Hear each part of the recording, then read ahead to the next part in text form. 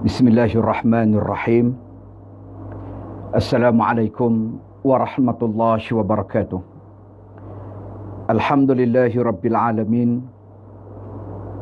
Assalatu wassalamu ala ashrafil anbiya'i wal mursalin wa ala alihi wa ashabihi wattabi'in wa tabi'ihim bi ihsanin ila yaumiddin. Subhanaka la ilma lana illa ma 'allamtana innaka antal alimul hakim. Rabbi shrah li sadri wa yassir li amri wahlul 'uqdatam min lisani yafqahu qawli. Wala hawla wala quwwata illa billahil aliyyil azim. Wa hasbunallahu wa ni'mal wakil wa ni'mal maula wa ni'man nasir. Wa amsayna ala fitratil islam wa kalimatil ikhlas. وعلى دين نبينا محمد صلى الله عليه وسلم وعلى ملة أبينا إبراهيم حنيفا وما كان من المشركين. Muslimin dan muslimat yang dirahmati Allah sekalian, malam ni kita mula pengajian maya ataupun pemaya yang pertama.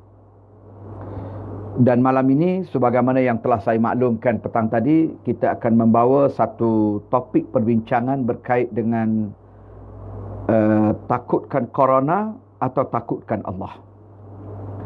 Saya mengambil tajuk ini ekoran daripada sehari dua ini viral satu video yang dirakamkan daripada satu himpunan di Indonesia, seorang penceramah yang sedang berucap di hadapan ahli jamaahnya, di mana penceramah tersebut dengan jelas menyebut bahawa kita akan kirimkan jemaah ke tempat corona. Virus corona takut sama jemaah. Jemaah tidak takut sama virus. Jemaah hanya takut kepada Allah Subhanahu wa taala. Jemaah tidak takut kepada corona. Ini antara perkataan yang diungkap oleh penceramah tersebut. Saya sendiri apabila dengar ataupun menonton klip video ni, saya memang agak terperanjatlah.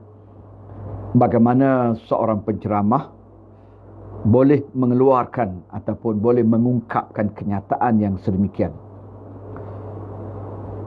Saya akui orang-orang yang seperti ini mempunyai semangat yang sangat tinggi untuk hidup beragama, mempraktiskan agama.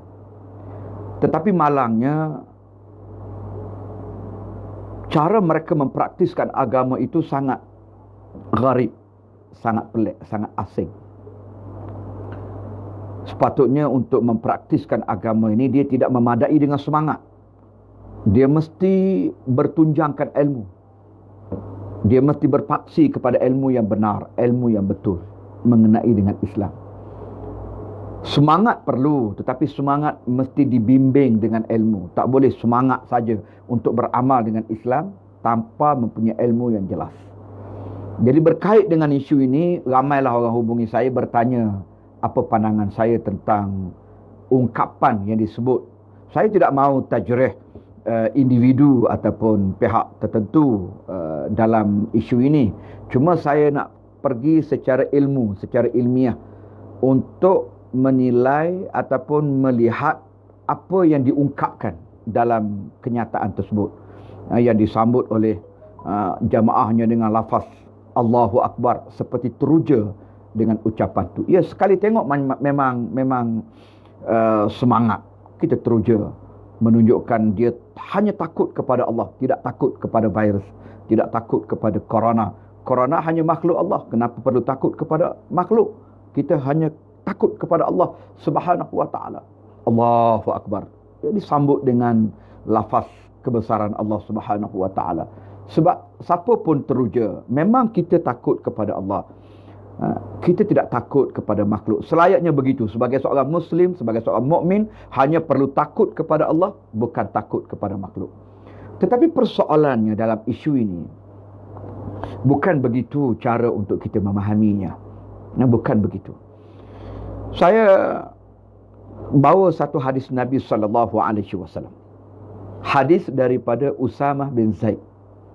Satu hari Usamah bin Zaid berkata, Rasulullah SAW telah bersabda. Kata Nabi, At-ta'un rijsun ursila ala ta'ifatin min bani Israel atau ala man kana qablakum. Ta'un ini adalah satu kotoran. Setengah ulama menafsirkannya sebagai azaban, sebagai satu seksaan, sebagai satu azab yang diutuskan oleh Allah kepada satu kelompok di kalangan Bani Israel. Ataupun disebut dalam hadis ini ala man kana qablakum, ataupun diutuskan oleh Allah azab ini kepada orang yang sebelum daripada kamu, di zaman-zaman yang sebelum daripada ini. Ta'un. Ta'un itu ialah sejenis penyakit, wabak yang berjangkit, yang menular. Kata Nabi, fa idza sami'tum bihi bi ardin, apabila kamu dapat tahu, kamu dengar tentang menularnya wabak ta'un ini pada satu-satu wilayah, lalu kata Nabi, fala taqdamu alaih, kamu jangan pergi ke negeri itu, kamu jangan pergi ke wilayah itu, jangan pergi ke bumi itu, di mana bumi yang terdapat padanya wabak ta'un ataupun yang sedang menular wabak ta'un.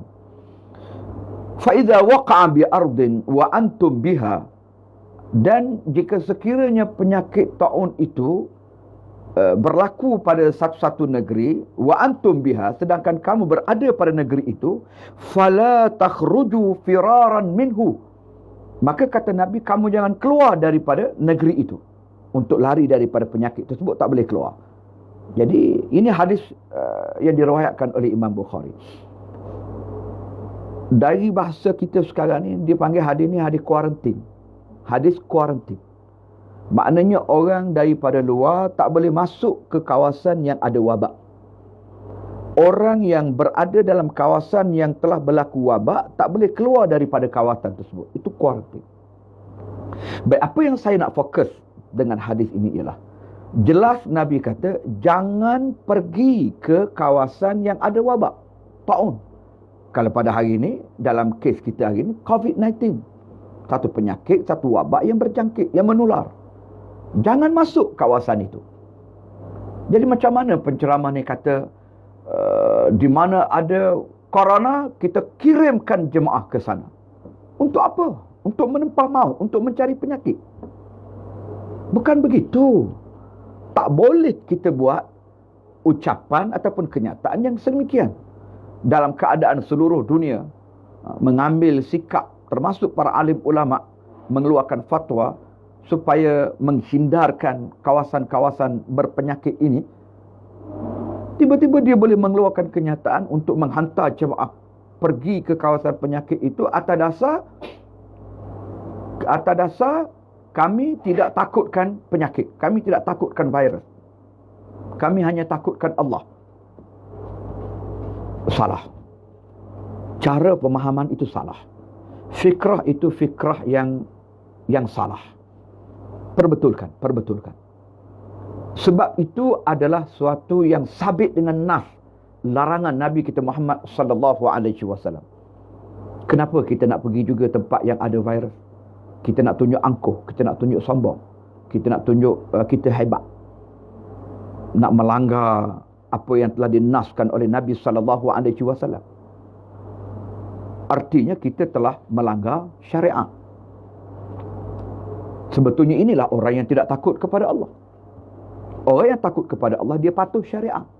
Orang yang takut kepada Allah, dia patuh apa yang dipesan oleh Nabi sallallahu alaihi wasallam. Jadi kalau kita langgar perintah Nabi sallallahu alaihi wasallam, artinya kita tak takut Allah.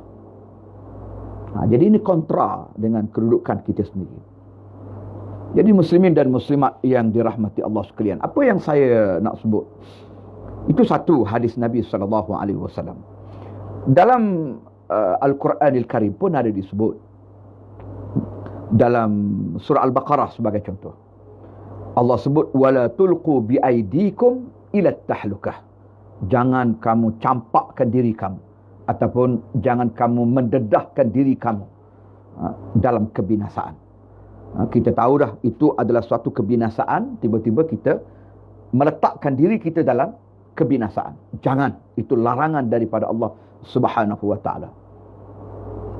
Al-Imam Al-Baghawi dalam Ma'alim At-Tanzil, dia menyebut bahawa setiap perkara yang membawa kepada kebinasaan, sama ada dalam perkara agama, kebinasaan agama, ataupun dalam perkara dunia, kebinasaan dunia, maka dia tertakluk dengan ayat daripada surah Al-Baqarah ayat 195 ini. Wala tulqu biaidikum ila tahlukah. Jangan kita sengaja mencampakkan diri untuk hadir ke kawasan-kawasan yang dijangkiti yang membawa kepada kebinasaan, yang meragut nyawa dan sebagainya. Ini larangan daripada Allah Subhanahu wa taala. Demikian juga dengan satu firman Allah dalam surah An-Nisa, dalam surah An-Nisa ayat 29, di mana Allah sebut wala taqtulu anfusakum. Wala taqtulu anfusakum. Jangan kamu membunuh jiwa-jiwa kamu. Jadi para alim ulama, antaranya Al-Jassas dalam ahkam Al-Quran, dia sebut bahawa ini adalah termasuk dalam membunuh orang lain ataupun membunuh diri sendiri. Ayat ni maknanya kita tahu satu kawasan itu berisiko yang boleh meragut nyawa dengan penyakit ataupun dengan wabak yang sedang menular. Tetapi sengaja kita pergi, maka dia akan menyebabkan kita sengaja meletakkan diri kita dalam kancah kebinasaan. Dalam bahasa lain, bunuh diri. Kalau kita tak tahu, kita tak sengaja, tiba-tiba kita dijangkiti itu, ala ma qadarallah lah. Apa boleh buat? Kita dah berikhtiar, kita dah menjauhkan diri, kita dah jaga kebersihan dan sebagainya, tapi kita ditakdirkan Allah dijangkiti, maka itu adalah ujian daripada Allah untuk menguji kesabaran kita. Tapi persoalannya yang sengaja nak pergi, ataupun yang sudah tahu dirinya dijangkiti tapi enggan untuk mengambil perawatan, tidak mau memberi kerjasama kepada pihak kesihatan umpamanya. Kadang-kadang saya pun tidak faham kenapa harus ada insan yang sebegitu. Kalau kita lihat sebagai contoh, rakan-rakan kita di kalangan doktor, tabib, bertungkus lumus mereka siang malam. Ada yang on call, ada yang maknanya bekerja, tidur di hospital kerana nak merawat pesakit-pesakit yang dijangkiti wabak COVID-19 ini. Kita bukan saja boleh sebut bahawa mereka itu hero negara, tetapi cuba kita lihat bagaimana pengorbanan mereka, kesungguhan mereka, kepenatan mereka. Tiba-tiba kita tidak memberi kerjasama yang baik. Kalau setakat tidak memberi kerjasama yang baik itu hanya melibatkan pribadi kita, diri kita, boleh tahanlah. Walaupun itu pun sabit dengan larangan, kerana membinasakan diri sendiri, mencampakkan diri dalam kebinasaan, mendedahkan diri kepada kebinasaan. Bunuh diri pun salah. Apatah lagi kalau ia melibatkan orang lain. Balik ke rumah, bertemu dengan keluarga, bertemu dengan anak isteri, bertemu dengan jiran tetangga. Mungkin kawan-kawan tak tahu dia dijangkiti. Dia tahu dijangkiti, tapi dia ataupun dia ada possibility untuk dijangkiti. Mungkin kerana dalam majlis tersebut ada orang lain yang telah diisytiharkan positif COVID-19. Maka dia bersama dengan individu tersebut pada satu ketika, tetapi enggan untuk pergi membuat rawatan atau membuat laporan untuk dirawat. Maka itu sangat perbuatan yang sengaja untuk menjangkitkan ataupun menularkan penyakit ini kepada orang lain. Maka dia telah memberi satu kemudaratan kepada pihak yang lain. Ini juga adalah sesuatu yang dilarang. Kerana kita kena ingat, wabak ni dia bukan setakat demam-demam biasa, kemudian baik kebah dengan Panadol sebiji begitu.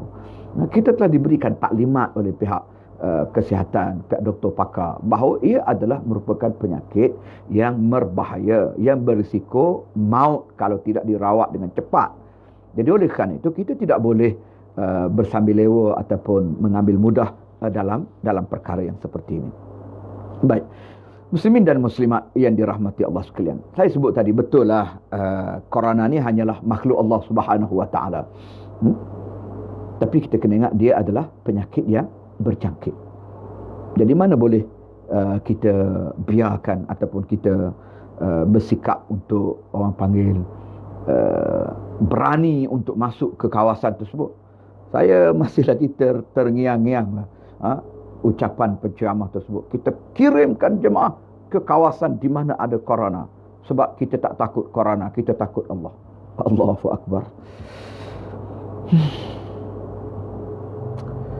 Muslimin dan muslimat yang dirahmati Allah sekalian,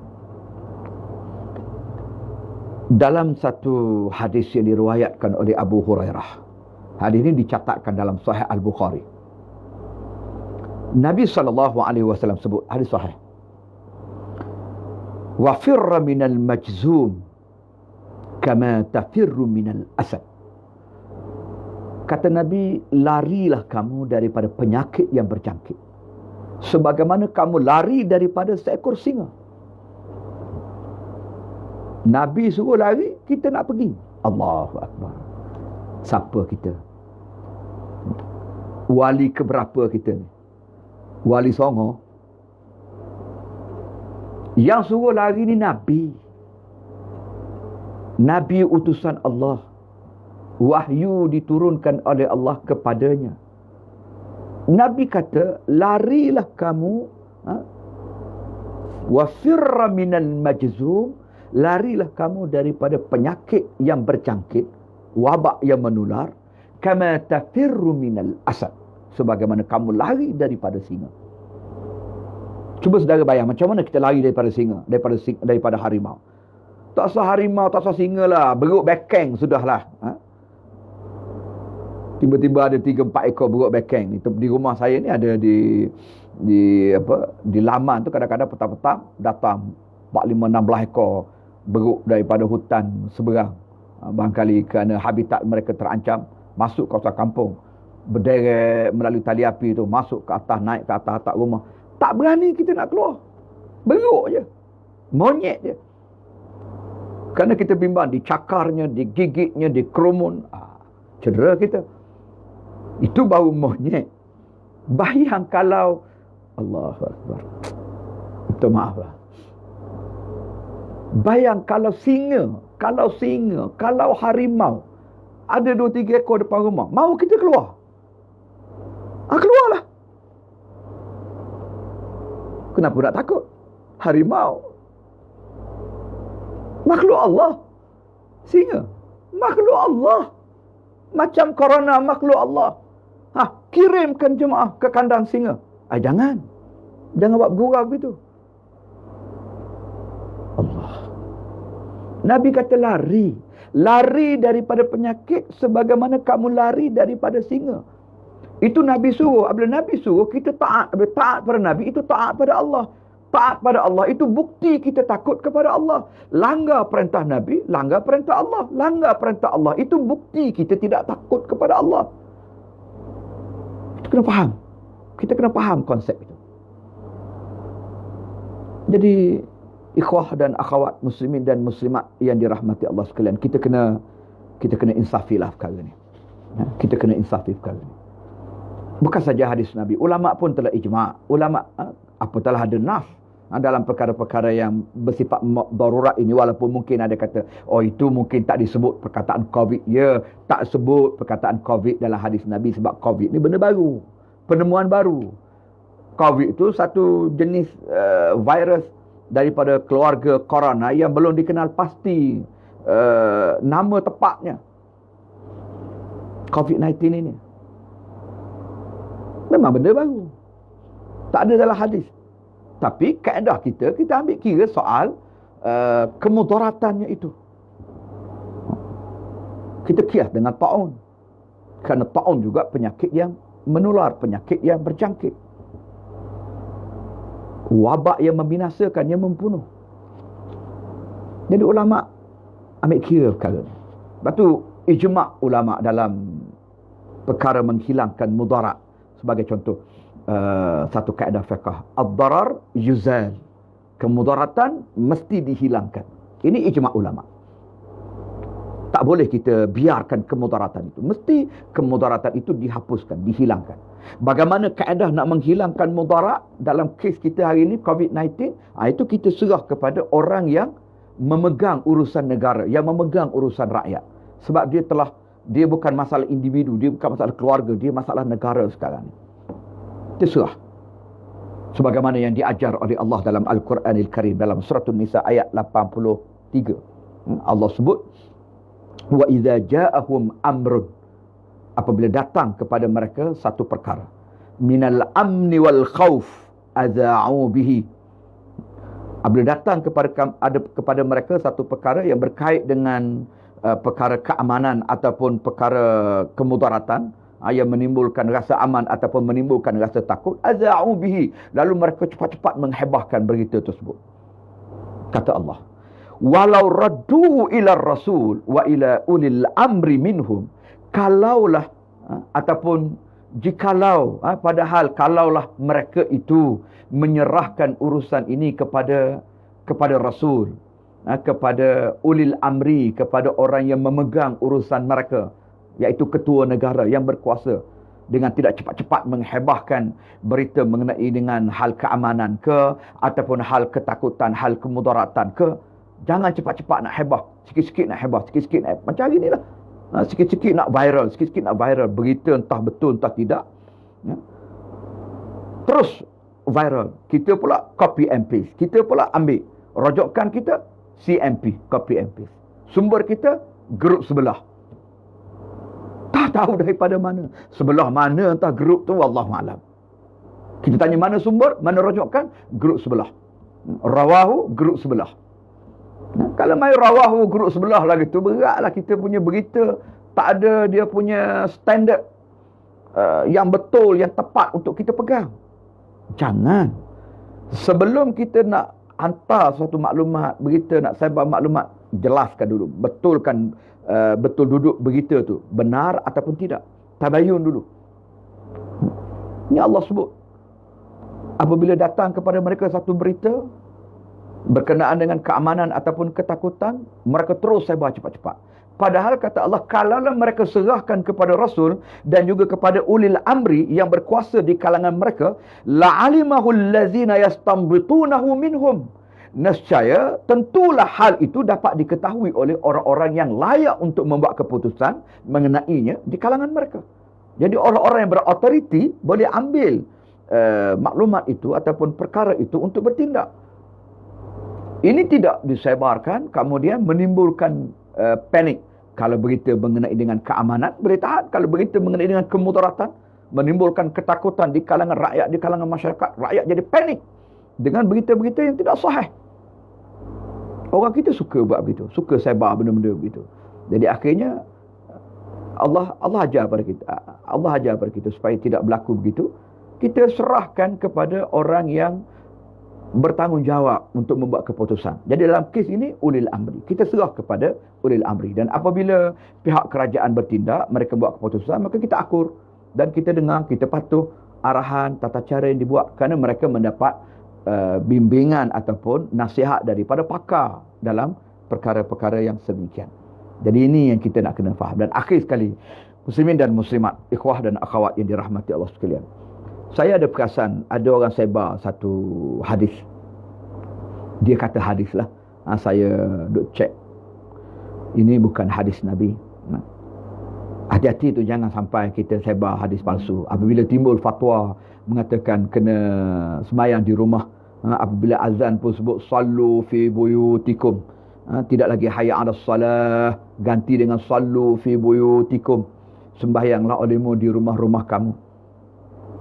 Ada orang tu dia rasa kecewa. Dia kata ini baru datang satu penyakit, kita sudah jadi panik, dia kata. Habis dikosongkan masjid, ditinggalkan masjid. Apa dah jadi dengan umat akhir zaman? Alhamdulillah. Semangat dia nak jaga masjid, nak mengimarah ke masjid itu sangat baik. Sangat baik. Tapi cara tak betul, kaedah tak kena. Jangan-jangan waktu tak ada virus, tak datang pun masjid. Bila ada virus, ada fatwa mengatakan jangan pergi ke masjid, oh dia kalut, kenapa tak pergi ke masjid? Sebar satu hadis kononnya. kanu idza faraghu min syai' atul masjidah. Mereka itu apabila maknanya terdedah kepada suatu ketakutan ataupun dikerumuni ataupun dilingkungi dengan rasa kebimbangan dan ketakutan dengan sebab penyakit dan sebagainya, atul masjidah, mereka datang beramai-ramai ke masjid. Jadi dia kata hadis ni adalah bercanggah dengan fatwa yang ada. Tak betul mengosongkan masjid, kena pergi ke masjid. Ini hadis Nabi. Saudara, ini bukan hadis Nabi. Kalau mengikut Al-Imam Al-Baihaqi dalam Syu'abul Iman, dia kata ini kata-kata ulama. Dan saya duduk perhati, tengok cek pun mungkin ada yang sandar kepada Imam Sya'bi. Ia mengatakan ucapan ini, ungkapan ini, dia bukan hadis Nabi. Kalau nak kata-kata ulama, tak apa, kata ulama. Sebab ulama boleh ada salah dan silapnya. Tapi kalau Nabi, kita tak boleh nak kata salah kalau hadis Nabi. Tapi kalau bukan hadis Nabi, jangan kita kata itu hadis Nabi. Menyandarkan sesuatu yang bukan perkataan Nabi, maka itu adalah hadis palsu. Bahaya. Falitabawa maq'adahu finnar. Jangan berbohong di atas nama Nabi SAW. Jadi beginilah kisahnya. Berdasar kepada hadis dan juga nas Al-Quran yang kita baca tadi.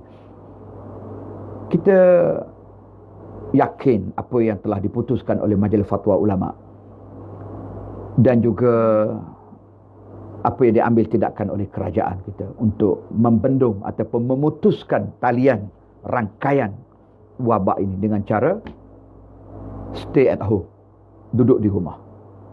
Tak apalah, bersabarlah, mungkin ada hikmah je lah, ada hikmah. Kalau duduk di rumah pun kena penyakit juga, itu barulah ujian daripada Allah. Dan kalau kita bersabar di atasnya, insya-Allah mati pun dapat pahala syahid. Tapi jangan kita pergi cari, jangan kita keluar untuk pergi cari penyakit, jangan. Duduk di rumah banyak perkara kita boleh buat. Malam ni pun kita boleh baca Yasin, kita boleh semayang, kita boleh bermunajat, kita boleh berdoa kepada Allah. Dan kita boleh buat kuliah, walaupun tak boleh keluar di masjid, kita boleh buat kuliah online. Allah takdirkan ada teknologi yang sebegini. InsyaAllah kita boleh bertukar-tukar ilmu. Tak lama pun mudah-mudahan dengan berkat doa kita, dengan berkat kita mematuhi sunnah Nabi SAW, insya-Allah penyakit ini tak lama akan menurun, akan berkurangan, dan kita akan kembali boleh menjalani kehidupan sebagaimana biasa. Banyakkan berdoa. Allahumma inna na'udzubika minal baras wal junun wal juzam wa min sayyi'il asqam. Banyakkan berdoa kepada Allah Subhanahu wa taala. Insya-Allah mudah-mudahan Allah memberi keberkatan kepada kita semua, memberi keselamatan, keafiatan kepada kita semua. Jadi jangan timbullah isu takut corona ke takut Allah. Pertanyaan tu pun tak betul lah. Tentu saja kita orang beriman takut kepada Allah. Tapi bukan bermakna dah tak takut corona, jom kita pergi tempat-tempat yang mana ada corona. Jangan. Jangan menyusahkan orang. Menyusahkan orang dan merosakkan diri sendiri. Dimurkai oleh Allah Subhanahu wa taala. Dan sekarang itulah. Saya minta maaf banyak-banyak kalau apa yang saya sebut ini ada yang tersinggung, ada yang terasa hati. Saya bukan nak condemn siapa-siapa, tapi saya nak membetulkan cara kefahaman. Dan kalau saya ada salah silap, boleh tegur dan juga boleh perbetulkan saya, insya-Allah. Saya minta maaf banyak-banyak. Mudah-mudahan kita dapat meluruskan cara kita memahami agama kita, insya-Allah. Wallahu alam, aqulu qawli hadza wa astaghfirullahal azim li wa lakum wa lisairil muslimina wal muslimat innahu fal ghafurur rahim. Assalamualaikum warahmatullahi wabarakatuh.